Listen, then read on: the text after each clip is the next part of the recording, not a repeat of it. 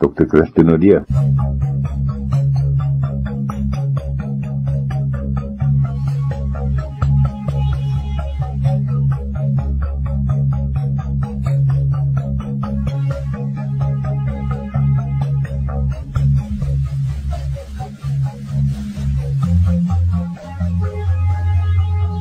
Vanmorgen gesels ons verder met Dr. Christo Nodee.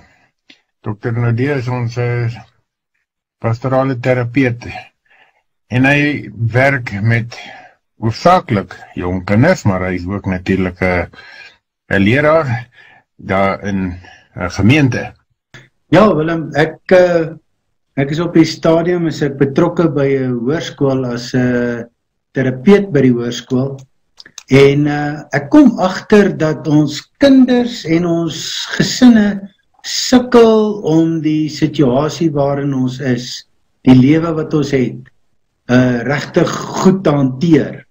En ek het die idee dit lê daarby dat ons as gesinne nie meer gesels met mekaar, 'n onderbou het met mekaar en op 'n manier weet wat in die ander ene se lewe aangaan nie. En ek dink ons moet dit weer terugkry en dit weer herstel. En natuurlik, omdat ons gelowiges is, dink ek is net so belangrik dat ons as gelowiges ook hierna kyk en vir onsself afvra, maar is daar nie dalk iewers iets wat in ons families kort kom, wat ons kan gebruik en moet gebruik om uiteindelik 'n beter en 'n sterker gesonde familie te kan bou nie. Dit is eintlik 'n baie moeilike saak seker om net te praat oor gesonde en beter toegerigte gesinne wat met mekaar moet praat. Party families en familieleiers of hoofde, weet nie, dalk vaders of moeders of wie ook al, is tog minder spontaan. Christo, hulle gesels moeiliker of hulle vertel moeiliker van hulle self of hulle vertel ook moeiliker vir hulle vrou of hulle man of hulle kinders of om leiding te gee op welke wyse hulle dit ook al doen. So dit seker ook nie net een resep vir al die gesinne nie. Nee Willem, jy is heeltemal reg. Ek dink dis baie belangrik dat 'n mens die gesin en die lede van die gesin die heeltyd in ag neem wanneer 'n mens dan oor hierdie sake gesels en sê, ja, pa se stilhou, hy gaan nie vir ons hier aan die babbel gaan, skielik nou by 'n familiebyeenkoms en ons ken nie eintlik hierdie pa van ons nie. Christo, as jy vir ons dan gaan sê, waar kan ons begin gesels oor gesinne, want daar is soveel kante en hoeke om 'n gesin vanaf te bekyk. Weet jy, Willem, ek het so 'n bietjie in die Bybel begin lees, en toe het ek by Josua uitgekom, en Josua 24 praat van hierdie, toe sê Josua vir die volk, julle self is getuienis, dat julle gekies het, om die Here te dien, en hulle antwoord, ons is, want Josua het gesê, julle kan nie die Here dien, wat julle ook al doen, hoe julle dit ook al doen, maar ek en my gesin, ons gaan die Here dien. En toe sê die hele volk, maar ons gaan dit ook doen. En dit is nou interessant, dat hy in Josua 24 dit sê, en jy sal my nie glo nie, nou lees ons dat in Rigters 2 staan daar, in vers 8, Josua die seun van Nun en die dienaar van die Here het 110 jaar oud geword, hy het gesterf, hy is begrawe, en dan staan daar in vers 10, al die mense van sy leeftyd het gesterwe, en die volgende geslagse mense het nie die Here geken nie. Hulle het ook nie geweet van sy groot dade wat hy gedoen het om vir Israel te help nie. Nou, as daar nou een aanklag kom teen die Israelitiese gesinne, hulle het nie vir hulle kinders, Josua se geslag, het nie vir hulle kinders vertel wat het gebeur nie. Daai kinders het nie vir hulle kinders vertel wat hulle oupas en oumas vir hulle as paas en maas vertel het nie. En daar het ons dit. Die volk het die Here nie geken nie. Nou, kan ons as gesinne tradisies hê, gebruike hê, maniere van dink en doen in die families, wat omdat ons dit nie oorvertel nie, gaan dit net verlore. Gaan familietradisies verlore. Gaan die onderbou van 'n familie wat 'n familie gemaak het, net in die sand inloop en jy weet nie eens dat dit daar was. Christo, ek wil jou nie rede val, so, ek hoor, en ek blaai hier in my Bybel, en dit is letterlik 2 blaaie uit mekaar uit, nee, dit is 3 bladsye, 4 bladsye uit mekaar uit, waar Josua dit gesê het, wat dit dan staan in Rigters. So vinnig het die verval gebeur, of die Gods onkunde. Maar ek wil vra, het iemand iets verkeerd gedoen hier? Het iemand hier regtig opgehou? Of was dit net 'n doodgewone laksheid om dalk nie passievol oor te vertel nie? Wat dink jy, wat hoor jy, ek weet dit staan nie noodwendig alles daar nie, maar wat hoor jy? Want ek dink aan een kant sê ons in ons samelewing, ja, maar ons is nou nie meer soos in die ou tyd oor sekere goed, jy weet, so tradisie vas, of so vol van die ou mense se maniere en gedoentes nie. Ons moet daarom meer vryer wees. Willem, ek dink is 'n baie goeie argument wat jy het, en ek dink dit is definitief wat in gesinne aan die gang is. My vraag is, as ons dan nou praat oor gesinne, wat is die doel van 'n gesin? Wat moet 'n gesin dan wees? Hoekom is daar gesinne? Hoekom trou 'n man en 'n vrou? Hoekom het 'n man en 'n vrou 'n besluit geneem om kinders te hê, en die Here het besluit om aan daai wens van hulle te voldoen, en aan daai gebed voor te voldoen, en dan in Matteus 18 kom die Here Jesus en hy sê, en wie so 'n kindjie in my naam ontvang my. So met ander woorde, wat is die dinamiek van 'n gesin? Waarom het ons dan gesinne? So dit lyk vir my hier, dat Josua het 'n beginsel daar gestel, gesê, ek en my gesin, ons sal die Here dien. So met ander woorde, hy het sy gesin betrek, as deel van 'n manier om te onthou, wat God alles gedoen het, vir die Israeliete, van waar hy hulle uit die Egipte gebring het, deur die woestyn, in die beloofde land in. Want onthou nou, Josua is saam met hulle in die beloofde land in, al die stamme is gevestig hier, Josua is besig om oud te word, en hy sê, maar hoor hierso ouens, ek is bekommerd oor die skat wat daar is in ons geskiedenis, die skat wat daar is in hierdie God wat met ons 'n pad geloop het. En wanneer 'n mens dan nou kyk na families, dan dink ek, moet ons baie versigtig wees met die moderne neiging, dat alles kan maar gaan. Kinders praat en sê, en hulle is die hele tyd besig om die grense van die ouers, wat die ouers geken het en wat die ouers ingestel het, te toets. En baie ouers het net nie bloot meer die energie nie. So hulle raak al hoe meer toegeeflik rondom die grense wat daar is in families. En ek is nie 'n voorstander van rigiede families, rigiede grense nie, glad nie.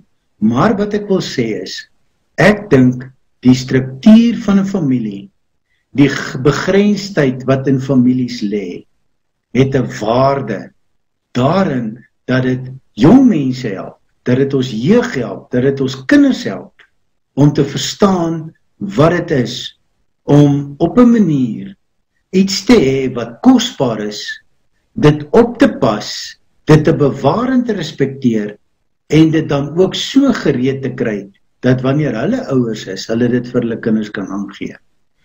Wat daai pakkie is, sal natuurlik in families anders te wees. Maar wat ek dink wat moet gebeur, is dat die Christelikheid moet tog in families baie sterker benadruk word. Die karakter van gelowig wees, die manier waarop 'n mens die Here dien, om op 'n manier vir families te kan sê, maar kom ons begin en ons leer mekaar net ken.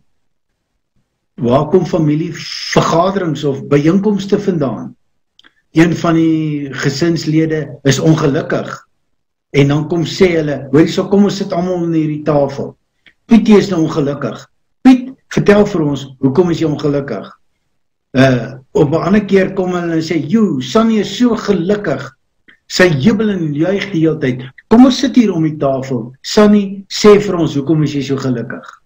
En ek dink op daardie manier het families geleer om by mekaar te kom, om by mekaar te hoor wanneer iemand ontevrede is en wanneer iemand gelukkig is.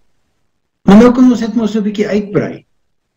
Ons sit nie meer almal om 'n tafel as ons eet, of ontbyt of aandetes nie. Ons sit maar heel waarskynlik voor die televisie. Daar's verskillende ritmes wat in huis aan die gang is. Maar waar leer ons mekaar ken? Gaan dit nie by 'n familie byeenkomsie, 'n gesinsbyeenkomsie wees, waar ons om 'n tafel net sit en vir mekaar sê, hoor hierso, kom ons leer mekaar 'n bietjie ken. Hoe gaan dit met jou? Wat laat jou tik? Wat het gebeur met jou? Wat dink jy? So met ander woorde, waar leer ek om my gesinslede te vertrou? Waar leer ek vertroue? Natuurlik in die familie en in die gesin. En hoe gaan dit? Wie is jy? Wat is jou dinge waarvan jy hou? Wat is die dinge wat jy nie van hou nie? Waaroor droom jy? Wat veroorsaak pyn in jou lewe? So, daai is maar net so 'n paar van die dinge wat ons sommer net so vinnig in 'n paar vragies en lekker met mekaar kan begin gesels in hierdie familie byeenkomsie wat ons dan nou het. En op daardie manier bou ons iets van 'n kommunikasie vaardigheid. Ek leer aan om oor myself te praat met ander mense. En dan, wat is geluk? Wanneer ons dan nou praat met mekaar. Dit lyk vir my, as ons praat oor geluk, dan kan ons sê dat geluk is miskien as ek iets het om as familie saam te doen. Of as ons 'n troeteldier het wat ons almal van hou en lief vir is. Of as daar iets is waarvoor ons vir die toekoms kan hoop, vir môre of oormôre, soos 'n lekker vakansietjie, of 'n lekker naweekie, wat ons kan saam iewers heen gaan. So, daai dinge, dit is wat geluk maak. En ek dink in families en gesinne moet ons al hoe meer hierop begin konsentreer. Want dit is vir my ontstellend as ek lees wat met Josua en die families na Josua gebeur het. Dit beteken dat mense het nie meer met mekaar gesels, heel waarskynlik nie. Want as hulle met mekaar gesels het, sou dit heel waarskynlik uitgekom het, dat daar op 'n manier gepraat was oor hoe het ons in hierdie land beland, hoe het ons op hierdie plek beland. En dan moes ons vir hulle gesê word, maar jy het uit Egipte getrek, deur die woestyn, en hier het die Here gesê, daai ou moet daar gaan bly, daai ou moet daar gaan bly, daai ou moet daar gaan bly. So die Here het ons so verstrooi en gestrooi oor hierdie land om dit in te neem. So ja, Willem, ek dink, wanneer 'n mens hieroor praat, dan is dit vir my van 'n paar van die gedagtes wat 'n mens se gedagte moet hou. Maar ek wil jou nou so 'n bietjie vra, jy het nou eintlik in die begin gesê, om met mekaar hierdie gehegte gesin, moet ons, wat is die woord wat jy gebruik het, Christelik met mekaar omgaan, of van Christus vertel, of van die Bybel, of Bybelse kennis. Maar nou het jy niks van Bybel gepraat nie. Jy het nou net oor familie en gesinne, en hoe gaan dit, en hoe voel jy, en waarvan hou jy? Willem, ek dink godsdiens speel 'n rol, maar ek dink wat ons vir mekaar moet sê is, as 'n familie nie met mekaar gesels nie, wat help dit dan dat ons ook godsdiens met mekaar het? Ek dink dit is 'n wisselwerking.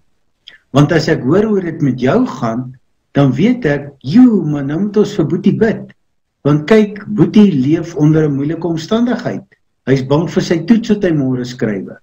dan kan ons as familietjie mos sê, hoor hierso boetie, kom ons bid vir jou. Sissie het haar oukie het haar afgesê, en sy is hartseer daaroor.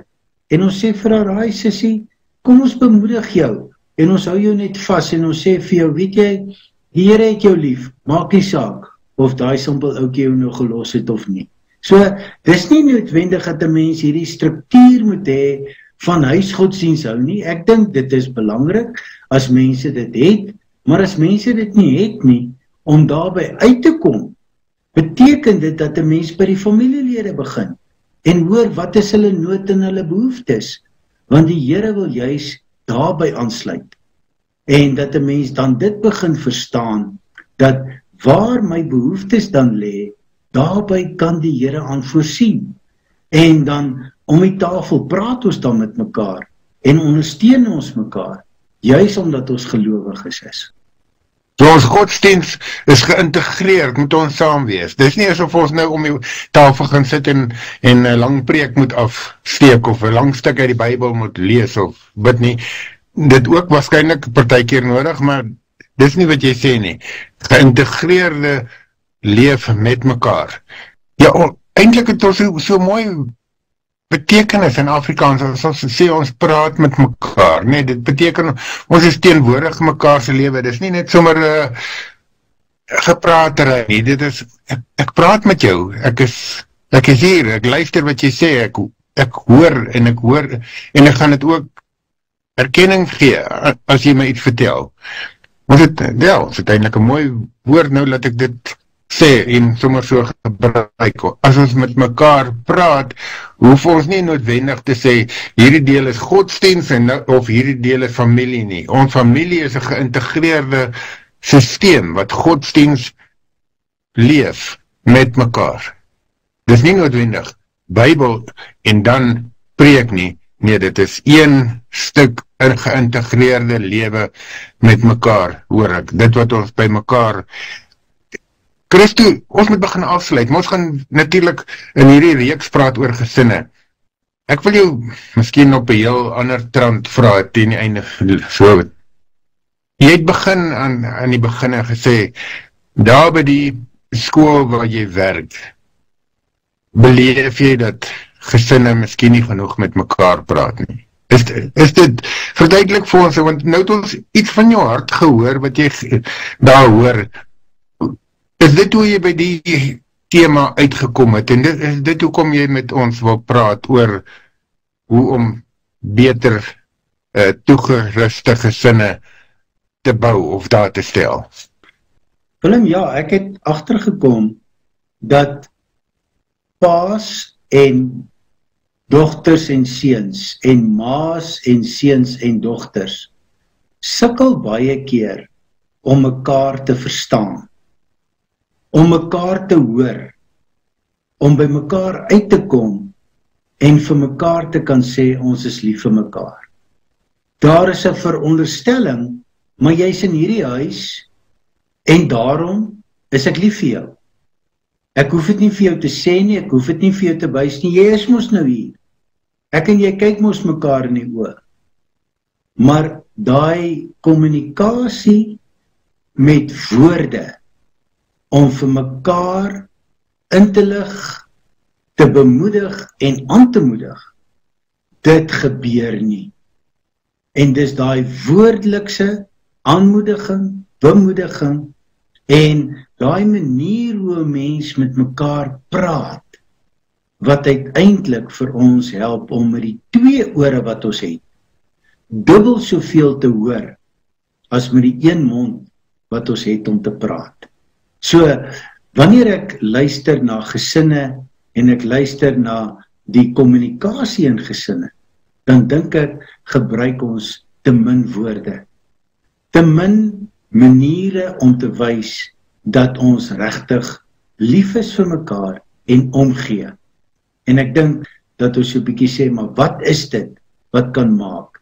En ek wil sê, dat kommunikasie, om dinge onder woorde te sit, of in woorde om te sit, my emosies, my gedagtes in woorde om te sit, is die goue sleutel om by families 'n kragtige dinamiek te laat ontstaan. Dit lyk vir my, gaan ons paar keer moet vasbyt en sê, nou gaan ek dit doen. Ek gaan met die mense naast aan my, uit my hart uit praat, uit my hart uit omgee, uit my hart uit vra, hoe gaan dit met jou? Ja, ons kan nou allerhande bespiegelings maak, en ek dink sommer nou hier in die sosiale media, in die samelewing ensovoort, wat vir ons eintlik het maak, dat ons nie met mekaar praat nie. Ons het al baie gesien hoe gesinne by 'n tafel sit by die restaurant, elkeen op sy foon, en hulle praat nie 'n woord met mekaar nie, en ek is seker, dit gee nog verder probleme. Maar ek wil dan afsluit en sê, as dit met Josia se tyd al so gegaan het, Christo, dan moet ons daarom baie meer bedag wees, want daar is baie meer uitdagings in ons omstandighede en tyd, van moderne wetenskap en tegnologie en sosiale media en al die goeders, vir ons uitdagend gaan opponeer om nie met mekaar goed te kommunikeer nie, as in Josia se tyd. So as hulle alreeds gesukkel het in daai tyd, moet ons werklik ingestel wees en skerp georiënteerd wees om dit reg en goed te doen. Ons sê vir jou sommer baie dankie dat jy hierdie moeilike tema aansny. Miskien so 'n laaste woord of 'n woord van aanmoediging vir die week wat voorlê. En ek wil daarom net sê, ons praat met Dr. Christo Nudee. Hy is natuurlik 'n emeritus predikant, maar hy is in voltyds deesdae besig om pastorale berading te doen by 'n spesifieke skool. So Christo, baie dankie dat jy met ons jou ondervindings en jou kennis deel. So laaste woord. Willem, ek dink net wat 'n mens moet sê is, vir 'n familie is, kry vir julle iets om saam te doen. Kry vir julle iets wat julle saam lief voor is. En kry vir julle iets om op te hoop vir die toekoms. Baie dankie Christo, tot die volgende keer. Dan gesels ons weer. Baie dankie Willem en goeiedag vir al die luisteraars.